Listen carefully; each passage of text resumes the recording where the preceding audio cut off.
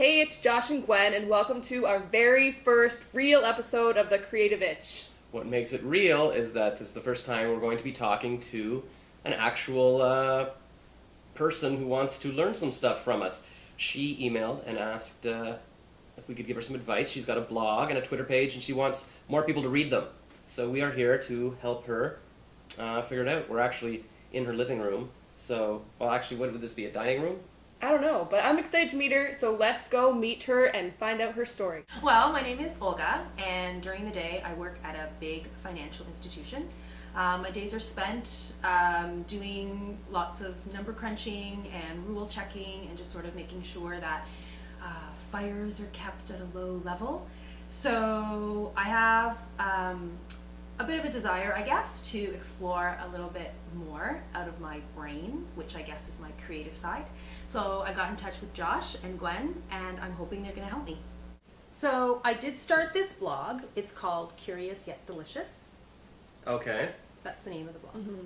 So if I hear that title, I would assume, well, I don't know, are you writing about baking? No. It's more about my attitude towards life. Right. Right, as noted by my opening phrase. So your attitude is curious yet delicious, or you are? Well, I'm curious, and if you ask a few questions, you'll likely get something good. So as I've said, this little phrase describes how I feel about that peculiar dressing they give you with the free salad at sushi joints. It's also a pretty decent way to live your life. Ask a few questions and get something good. So that's your catchphrase? My catchphrase. That's... Mm-hmm. Right. I realize it's a little cumbersome, and I came up with the title before I started writing the blog, which might be a bit of a problem. But I think it's all right. Yeah, I mean, what do you think? It reminds me, I mean, I know a lot of girls that either want to or are starting to write blogs, and they're not really sure what to write about, but, you know, they're gregarious people, they want to share their stories, so, yeah, like I've got my friend Diana on Facebook. She's just started writing about stuff, about, you know, single life and the fun stuff she does when she goes out and her funny attitude about things. So, and that's definitely, I think, a legitimate use of a blog. Like, it sort of gets your personal stories out there and lets people read it if they want to. What do you think, Gwen? Yeah, I think the title, it's catchy. Just right off the top, I didn't know what it meant, but like after you read kind of like your analogy with sushi, it kind of like makes more sense to me. So like what do you write about on like a daily basis? What's the content, I guess? Well, this is a bit of a problem. Not coming up with something to write about because I have committed to writing something every day.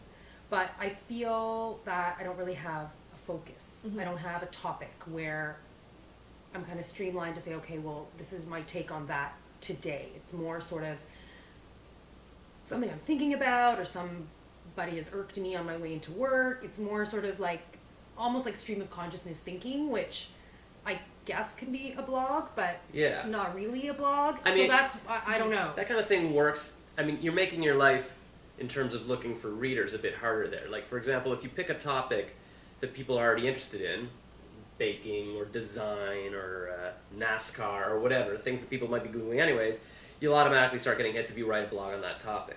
If you want to write something general about your life, that's totally valid, but people aren't really going to read it unless it's on a topic directly related to them, like, oh, it's about single girls or it's about raising kids, or if you're already famous. So if it was Seinfeld or Louis C.K. or Sarah Silverman writing their blog, it's like, oh, I know her, I know what she represents as a brand, it's going to be funny, I'll read her viewpoints. But who's Olga, right? Mm-hmm. Who is Olga? I mean, I would read it, and maybe people read it right now. But yeah, so, I mean, I guess you just have to realize off the bat that you're kind of, you're working your way up. But, I mean, Gwen's point is that, you know, maybe you kind of want to focus, you want a topic, and perhaps there's a way to blend the two. For example, if you took your sort of free associating views of the world, but you sort of found some angle on it so that at least there was some kind of focus, like if, for example, I don't know, single girl in the city, or if you were, what are you, Greek? Yes, I am. Yeah, if you wanted to be the Greek viewpoint or something, or, you know, the world of finance or something. There was just some way of narrowing it a bit. Maybe people would be like, oh, I want to read the finance or something, just something. And you could still write everything, but it's got this sort of veneer. because I've sort of found that, yeah, if you do something that people might be interested in, for example, the movie Talladega Nights I keep thinking of. I haven't even seen it, but I know it's about NASCAR, so it had a built-in audience. People are going to be like, oh, I'll go see that because I like NASCAR.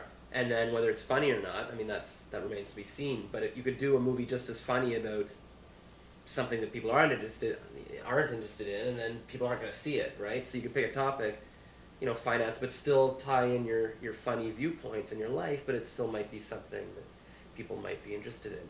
Or you could have two blogs even. Have one that's specific on a topic that you're kind of interested in, traveling or whatever it is, and you could also have your personal lifestyle blog that's just sort of for yourself. I don't know if she should have two. Like, the goal here is one blog with, like, a lot of readership. Right. So, I guess... World domination. Okay, so that's what I was going to ask. Like, what is your goal? And you, in the email, you said you want people to see it. Like, how many people? Like, do you have, like, a vision of, like, 1 million people? Do you just want 1,000? Do you want Toronto? Because then we can kind of work from there. It's like, do you want to be world famous? Do you just want to be an expert in Toronto? Like, where do you want to go with it?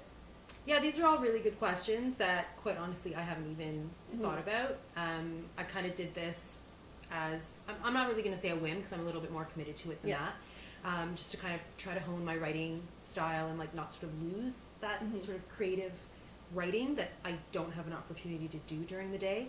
So I don't really know. I mean, part of me kind of wonders, okay, maybe it's okay if I just sort of do this for me, but then why would I bother? So I don't really want... Yeah, I mean, I think it's totally valid to be doing it, and this is the advice I would give to people who are like, I want to write, I don't know what to do. I'm like, you just do it.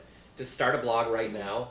I mean, in the time that it took for people to watch this 10-minute video, they could have already registered a blog, written their first 3 topics. I was surprised it was so easy, actually. Yeah. Just sort of going on, setting yourself up, and then just kind of going. Yeah. But it's... And, you could think about it for 3 months. Well, what's my topic? I don't know. But, I mean, in those 3 months, you could have written 30 blog entries, and then maybe you'll find...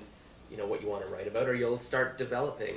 Do you think that's possible to sort of commit myself to write for 30 days or 3 months or whatever, and then after that sort of look at the entries that I've put into this and say, okay, well, this is a common theme, or this is what's come out of this. Do you think it's I think that's totally valid. Cart before the horse, or no? I mean, I would do that, for example, for my stand-up comedy. I'd say, I don't know what I want. I haven't found my comedic voice yet, but I'll just keep doing acts, and then I'll look back and go, you know what, that kind of worked. I seem to always talk about relationships, or I'm always talking about my neurotic life, or whatever it is. Things might sort of come out, and you might sort of realize, and that's the thing with the internet too, nothing's permanent. You don't have to go, oh, it wasn't the perfect blog, so I'm not going to write it. Just write a paragraph. If you don't like it for some reason, tomorrow you can delete it. Or at the end of it, you'll have your 30 posts, so you know what, I really like these 10. And then you can, I mean, there's amazing things you can do with, I don't know if Blogger works, but actually I think you can publish a book through it or whatever. Like, you could even make your blog a diary of your year, or whatever it is. Like, you might find a theme retroactively and say 30 days in my life, or whatever. Like, you don't know exactly what's going to happen with it. And I don't think there's anything bad about just doing it, because, I mean, people spend a half hour a day watching a sitcom and they get nothing out of it. You spend a half hour a day writing your blog, you'll have a blog at the end of it, right? It's kind of like exercise. Like, well, I can't run a marathon. Yeah, but if you exercise for a half hour a day, you will get into shape. So it's cumulative. cumulative. It adds up. I'm just trying to think, like, I know there's so many blogs out there that, just started out. It just takes a really good idea. If you want to eventually, like, make money or write a book or even, like, a TV show off of it, like, it's the simplest ideas that resonate with people. Like, I don't know if you've seen the blog 1000awesomethings.com. Yes. Yep. But, like, it started with just a WordPress site, and the author, I think his name's Neil Parisha. He just sent it to his parents. They liked it, and they just kept sending it around because it's something that people get a lot out of. So it's kind of like, what will people get when they read your blog? Like, will it be comedy? Will it be inspiration? Like, what's your thing? I know it's hard, like, it's on the spot, but well, like, it's actually what is kind your of thing? interesting, because when I first thought of doing this, I really thought that most of my entries would be funny, because I'm kind of funny. So I thought that I'd be writing funnier things, but the tone of most of the things I'm writing about aren't really that funny at all. So I'm not sure if I'm thinking of myself as a different person, or if I don't. Some people use if it I'm as not, therapy. if I can't sort of write in a way that I speak, or you might have to sort push of one-off yourself. quippy type of emails, which are a little bit easier to sort of be humorous. Is it like so. just like a autobiographical kind of like this is what happened to me today? Like what's I haven't had a Yeah, chance you know to what? take a look. Gwen, it's really but- it's really all over the place. So it's like just